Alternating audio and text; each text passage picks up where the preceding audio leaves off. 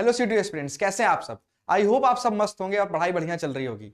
तो मैं वापस से आपके सामने हाजिर हूं मॉक टेस्ट के कुछ क्वेश्चंस को लेकर के।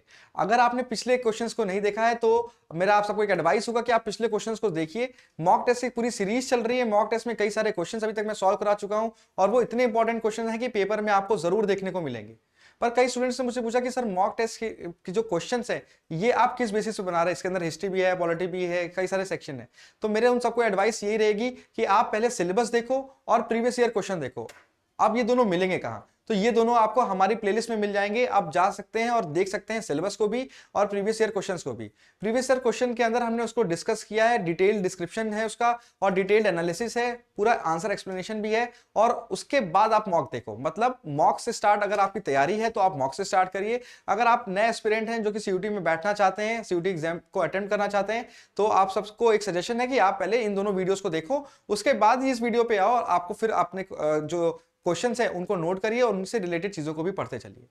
ठीक है स्टूडेंट्स, तो हम अपने क्वेश्चन में पहली तरफ बढ़ते हैं और सिर्फ और सॉल्व करते हैं। हमारा पहला क्वेश्चन वो है कि बर्लिन वॉल जो है, जो कि ईस्ट बर्लिन और वेस्ट बर्लिन में डिवाइडेड थी, वो किस साल गिरा दी गई थी। ठीक है ना। तो जर्मनी आपका डिवाइडेड था। अगर आप देखें तो जर्मनी था आपका दो पार्ट में डिवाइडेड और उसके बीच में बनी थी बर्लिन वॉल। ठीक है ना। और एक था वेस्ट जर्मनी और एक था ईस्ट जर्मनी और बीच में थी बर्लिन वॉल। ईस्ट जर्मनी ऐसा था जो रशिया के अंडर था, रशिया को सपोर्ट करता था, रशिया के अंडर था। और वेस्ट जर्मनी ऐसा था जिसपे यूएसए का कंट्रोल था। ठीक है। अब यूएसए का मतलब क्या था? ये लोग कैपिटलिस्ट थे। ठीक है, थिंकिंग पूरी अलग। ये लोग कम्युनिस्ट थे, आगे चल के सोशलिस्ट हो गए, कम्युनिस्ट। आप इसको देखो तो ये उस समय यूएसएसआर था और इनके बीच में कोल्ड वॉर भी चल रहा था। ठीक है ना, इनके बीच में कोल्ड वॉर भी चल रहा था यूएसएसआर के बीच में और अमेरिका के बीच में। और उसका इंपैक्ट जर्मनी के अंदर भी दिखता था कि बर्लिन वॉल जो है जर्मनी को दो पार्ट में डिवाइड करती थी, वेस्ट जर्मनी और ईस्ट जर्मनी। अब इस चीज से परेशान होकर के बर्लिन वॉल को गिरा भी दिया गया और यूएसएसआर का इंपैक्ट भी खत्म हुआ और वो ईयर था 1989। तो बहुत इंपॉर्टेंट ईयर है, ध्यान रखिएगा। सीधे सीधे पेपर में पूछा जाता है कि बर्लिन वॉल जो है किस साल गिरा दी गई थी और यूनिफिकेशन ऑफ जर्मनी हुआ था। यूनिफिकेशन का मतलब क्या हुआ? अभी बाइफर्केशन है क्योंकि वेस्ट जर्मनी अलग है, ईस्ट जर्मनी अलग है। तो इन दोनों कब मिले? ये दोनों मिले 1989 के अंदर, जब बर्लिन वॉल को गिरा दिया गया था। उसके बाद 1991 के अंदर आपका रशिया का, यूएसएसआर का डिसइंटीग्रेशन भी हो गया था। चलिए नेक्स्ट क्वेश्चन क्या है। International treaty aimed at reducing green house gases emission to combat climate change, मतलब ऐसी कौन सी इंटरनेशनल ट्रीटी? इंटरनेशनल ट्रीटीज का मतलब यह हुआ कि अलग अलग कंट्रीज ने आपस में पैक्ट बना रखा है, कुछ गोल्स बना रखे हैं कि हमें ग्रीन हाउस गैसेस के इमिशन को कम करना है। और वो ग्रीन हाउस गैसेस का इमिशन कम करने के लिए हमें कुछ स्टेप्स उठाने पड़ेंगे, कुछ प्रोटोकॉल्स बनाने पड़ेंगे, जिसकी वजह से हमें उसको फॉलो करना है और ग्रीन हाउस गैसेस के इमिशन को कम करना है। ग्रीन हाउस गैसेस को अगर आप समझो तो ये अर्थ का एटमॉस्फेयर है ना, और उसके ऊपर एक लेयर रहती है। अब ये लेयर जितनी ज्यादा मोटी होती जाएगी उतना ज्यादा अर्थ का टेम्परेचर बढ़ता चला जाएगा। क्यों? क्योंकि जो अर्थ जब एनर्जी को वापस रेडिएट करता है तो ये यहां से लड़ करके वापस अर्थ पे आती हैं। आप ऐसा समझिए कि जिस दिन बादल होते हैं उस दिन आपको गर्मी ज्यादा लगती है, या फिर आप ये समझ लो कि आप सो रहे हो और आपने एक बहुत मोटा कंबल ओढ़ रखा है, तो एनर्जी उसी के अंदर ट्रैप होती है और आपको बहुत गर्मी लगने लग जाती है। ठीक है ना। रजाई उसके अंदर जो जब भी आप ब्लैंकेट लेते हो उसके अंदर का जो भी टेम्परेचर है वो बढ़ने लगता है। सेम चीज ये है कि CO2 और ग्रीन हाउस गैसेस जैसे मीथेन, ये सब अर्थ का टेम्परेचर बढ़ा रही है क्योंकि ये ब्लैंकेट को काफी ज्यादा थिक कर रही हैं। तो इसको कम करने के लिए कुछ आपके प्रोटोकॉल ऐड हुए थे। तो पहला प्रोटोकॉल था वो आपका क्योटो प्रोटोकॉल था, जो कि 1997 में साइन हुआ था। मैं यहां पे साफ साफ लिखता हूं, 1997 में साइन हुआ था, जिसकी वजह से हमने प्लेज लिया था कि हम जो है क्योटो प्रोटोकॉल के थ्रू ग्रीन हाउस गैसेस के इमिशन को कम करेंगे। ठीक है ना। और ये क्या है? मॉन्ट्रियल प्रोटोकॉल, ये है ओजोन डिस्ट्रिक्शन गैसेस जो थी आपकी, CFCs होती हैं, हाइड्रोफ्लोरोकार्बन्स होता है, HFs होता है, इन सब के ओजोन डिप्लीटिंग जो सब्सटेंसेस है, ओजोन डिप्लीटिंग सब्सटेंसेस, इनको कम करने के लिए था। ठीक है ना, 1989 में। तो ये ध्यान रखिएगा, ये दो बड़े इंपॉर्टेंट ईयर है। मॉन्ट्रियल प्रोटोकॉल कब हुआ था? 1989 में। ये किसके लिए है? ओजोन डिप्लीटिंग सब्सटेंसेस के लिए, जो ओजोन होल हो रहा है उसके लिए। और क्योटो प्रोटोकॉल किसके लिए है? ग्रीन हाउस गैसेस के इमिशन को कम करने के लिए, 1997 में। चलिए बढ़ते हैं नेक्स्ट क्वेश्चन की तरफ। Largest ocean by area on earth is, earth पे सबसे बड़ा जो ओशन है वो कौन सा है। अब मैंने अगर आप प्रीवियस ईयर क्वेश्चन को देखा होगा तो उसमें आपको समझ में आ जाएगा कि largest, biggest, smallest, deepest, highest, first, last, ये सब कुछ ऐसे वर्ड्स हैं, कीवर्ड्स हैं जो कि पेपर में बार बार पूछे जाते हैं और ये कैटेगरी के अंदर आते हैं और उस कैटेगरी को हम कहते हैं सुपरलेटिव, सुपरलेटिव कैटेगरी कहते हैं। और ये एग्जाम के पॉइंट ऑफ व्यू से बहुत इंपॉर्टेंट होता है, चाहे करंट अफेयर्स में आप इसको पढ़िए, चाहे आप इसे स्टैटिक जीके के अंदर पढ़िए, ये दोनों पार्ट में बहुत ज्यादा इंपॉर्टेंट है। अक्सर हमसे करंट के लिए भी लोग पूछते रहते हैं कि सर करंट कहां से पढ़े, करंट कहां से पढ़े। तो करंट की भी मैं डेली क्लासेस चलती है हमारी लाइव की, जिसके अंदर कई सारे क्वेश्चंस को मैं सॉल्व कराता हूं, मॉक के क्वेश्चंस भी सॉल्व होते हैं, करंट की क्लासेस भी चलती हैं। तो दोनों चीजें चल रही हैं, आपको उसको देख सकते हो। करंट की क्लास चलती है हमारी 6:30 to 7:30 डेली। चलिए, तो इसका क्या आंसर है? इसका आंसर है पैसिफिक ओशन। बाकी में हमें कुछ नहीं समझाना है। सबसे बड़ा ओशन कौन सा है अर्थ का? तो सबसे बड़ा ओशन है पैसिफिक ओशन। ध्यान रखना, biggest ocean is Pacific ocean and biggest continent is Asia.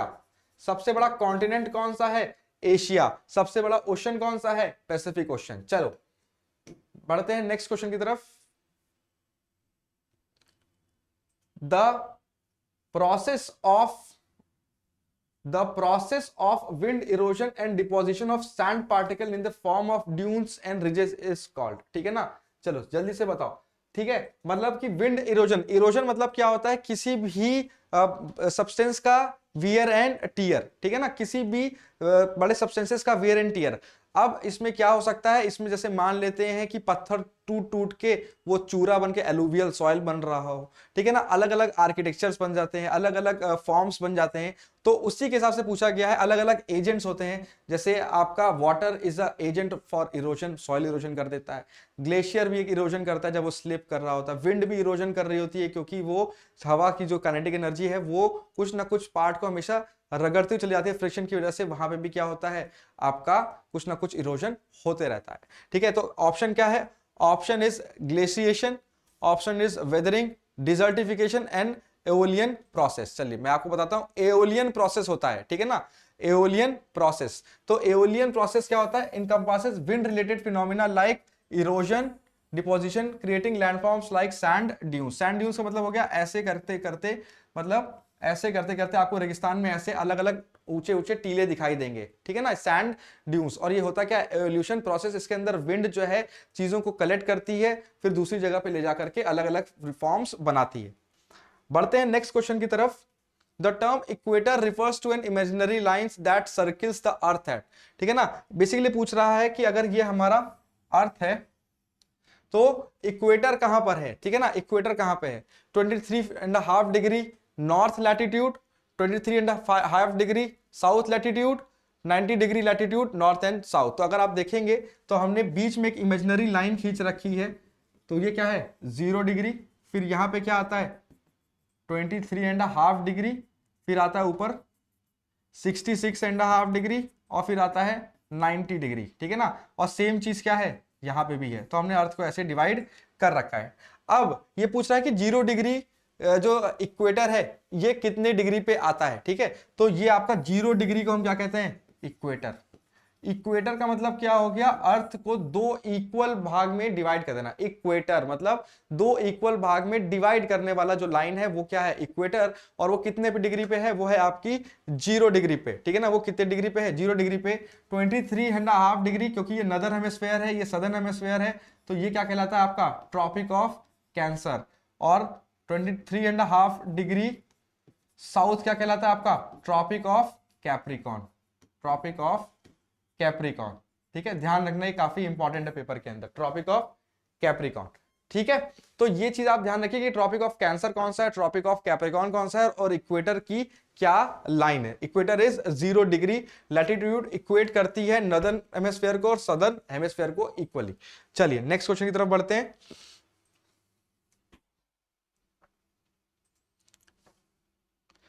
Deccan plateau जो है इंडिया में ज्योग्राफिकल फीचर कहां पे मिलता है? North India, south India, east India या फिर वेस्ट इंडिया। ठीक है ना, तो डेक्कन प्लेट्यू आपको कहां पे मिलता है? डेक्कन, दक्षिण। ठीक है ना, डेक्कन। ठीक है, अगर आप इसको देखें तो पहले दक्षिण को दक्षिण भी बोला गया है। क्या बोला गया है? दक्षिण। तो दक्षिण से ही निकला हुआ है डेक्कन। आप इसको इस तरह से भी याद कर सकते हैं, ठीक है ना। डेक्कन प्लेट्यू, दक्षिण प्लेट्यू, ठीक है ना। दक्षिण प्लेट्यू मतलब कहाँ हो गया ये, साउथ इंडिया के अंदर, साउथ इंडिया के अंदर। बड़ा आप इसको थोड़ा सा इजीली ऐसे रिमेंबर भी कर सकते हैं। दक्षिण पहले पहले बोला जाता था, दक्षिण को क्या बोलते थे, दक्षिण, ठीक है ना। तो उधर से ही इंग्लिश में ट्रांसलेट हो गया, क्या हो गया, डेक्कन, ठीक है। तो उस तरह से आप रिलेट कर सकते हो कि डेक्कन प्लेट्यू कहाँ है, डेक्कन प्लेट्यू हमारा सदर्न इंडिया के अंदर। चलिए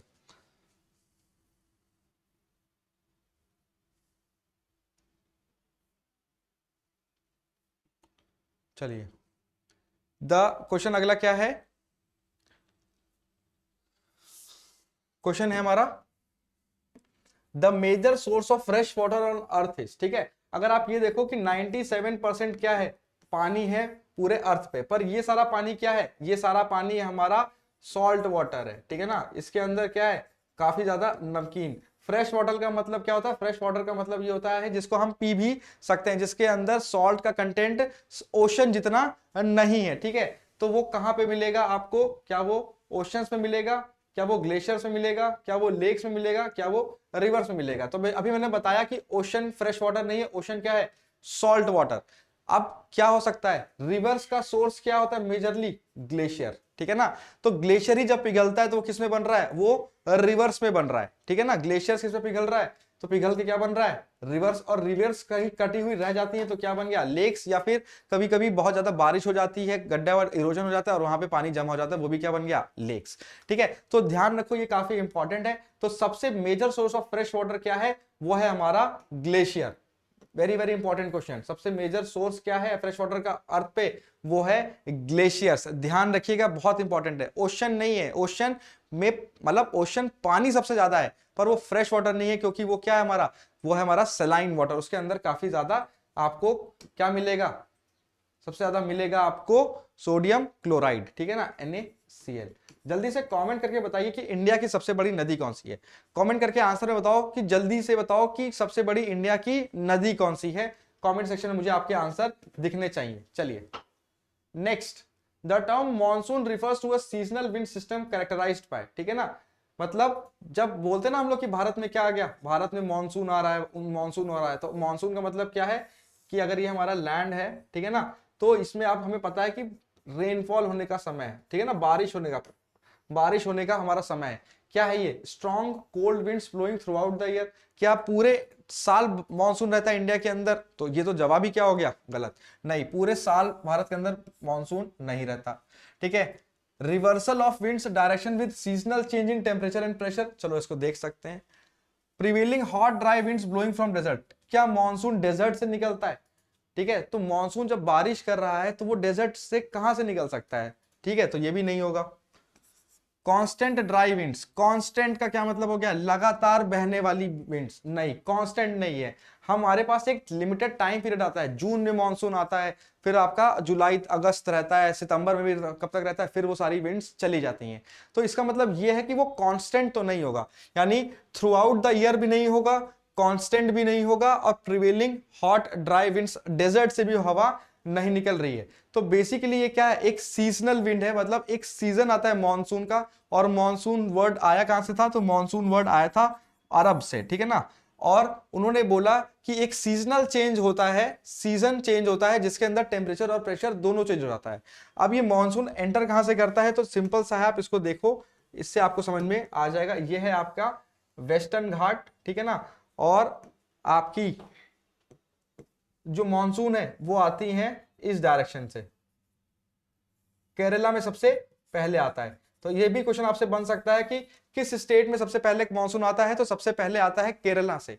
अगर आप इसके डायरेक्शन को देखो और कंपेयर करो, यहां से इंडिया मान लो ये है, ठीक है ना, इंडिया यहां पर है और ये ऐसे आ रहा है, तो डिस डायरेक्शन ये क्या है, ये है नॉर्थ, ये है साउथ, ये है ईस्ट, ये है वेस्ट। तो ये डायरेक्शन क्या होता है, ये होता है साउथ वेस्ट, ठीक है ना। इसीलिए मॉनसून को हम क्या कहते हैं, इसीलिए हम मॉनसून को कहते हैं, यहां से अगर ऐसे जा रहा है तो इसीलिए हम मॉनसून को कहते हैं साउथ वेस्ट विंड्स। क्या कहते हैं, साउथ वेस्ट विंड्स, या फिर साउथ वेस्ट मॉनसून। क्या कहते हैं, साउथ वेस्ट मॉनसून। और ये हमारे इंडिया में बारिश करता है, जून में एंटर करता है, कहां पे, जून में एंटर करता है ये हमारे केरला कोस्ट में सबसे पहले, ठीक है। तो इसका क्या आंसर होगा, इसका आंसर होगा बी। चलिए नेक्स्ट क्वेश्चन की तरफ बढ़ते हैं और देखते हैं नेक्स्ट क्वेश्चन क्या है। The process of water changing its state from liquid to gas. ठीक है ना, कोई चीज लिक्विड से गैस हो रही है तो क्या होगा, वैसे तो जनरली आपके क्या होता है, सॉलिड एक स्टेट ऑफ होता है, एक लिक्विड होता है और एक क्या होता है, गैस होता है। ठीक है ना, सॉलिड लिक्विड गैस। अब एक और स्टेट चल रही है, वो है आपकी प्लाज्मा। ठीक है ना, प्लाज्मा भी एक स्टेट है, पर अभी बात हम इसकी कर लेते हैं। अब इसमें अगर लिक्विड से कोई चीज गैस बन रही है, यानी वाटर से वाटर वेपर हो रहा है, वाटर वेपर, तो जनरली क्या हो रहा है, अब ये भाप बनने की तरफ जा रहा है और ये क्या हो जाएगा, इवेपोरेट। ठीक है ना, तो ये प्रोसेस क्या कहलाएगा, इवेपोरेशन। गैस से लिक्विड क्या होगा, कंडेंसेशन, मतलब चीजें ठंडी हो रही है, कंडेंसेशन। ठीक है ना, यानी वाटर से अगर आपका आइस बना, क्या हो गया, ये कंडेंसेशन, क्योंकि उसकी शेप चेंज होकर अब क्या हो गया, वो एक सॉलिड फॉर्म में आ गया, तो ये क्या हो गया, कंडेंसेशन। तो गैस से लिक्विड, लिक्विड से सॉलिड क्या बन गया आपका, कंडेंसेशन। फिर आइस से वाटर, इवेपोरेशन, वाटर से वाटर वेपर, इवेपोरेशन। एक चीज और होती है, एक चीज अगर मैं यहां मार्क करूं, एक होता है आपका सीधे गैस से क्या बन जाए, सॉलिड, और इसे हम कहते हैं सब्लिमेशन। क्या कहते हैं हम, सब्लिमेशन। चलिए, ये कुछ चीजें हैं जो आपको पता होनी चाहिए। तो इसका आंसर क्या है, the process of water changing its state from liquid to gas is called evaporation. तो ये कुछ इंपॉर्टेंट क्वेश्चन थे जो हमारे पेपर में आते हैं। तो मॉक टेस्ट के आज के इंपॉर्टेंट क्वेश्चन हम यही तक करेंगे। अगर आपको क्लास बढ़िया लग रही है तो उसको लाइक करें, सब्सक्राइब करें, और जो भी क्वेश्चन पूछे जा रहे हैं उनको कमेंट जरूर करें, जिससे कि हम उसको स्टार भी दे सके और आपकी प्रिपरेशन भी अच्छी होती चलेगी। ये मॉक टेस्ट के ऐसी ही सीरीज चलती रहेगी और उस पर आपको कई सारे क्वेश्चन हमेशा मिलते रहेंगे, और ये क्वेश्चन ऐसे हैं जो आपको एग्जाम में हेल्प करने वाले हैं। पर वापस से मैं आप सबको एक एडवाइस जरूर देना चाहूंगा कि अगर आपने सिलेबस और प्रीवियस ईयर क्वेश्चन नहीं देखा है तो आप उनको जरूर देखें, जो कि आपकी बहुत ज्यादा हेल्प करने वाले हैं। तो आज की क्लास यहीं तक, मिलते हैं नेक्स्ट क्लास में, तब तक अपना ध्यान रखें, खुश रहें, बाय बाय।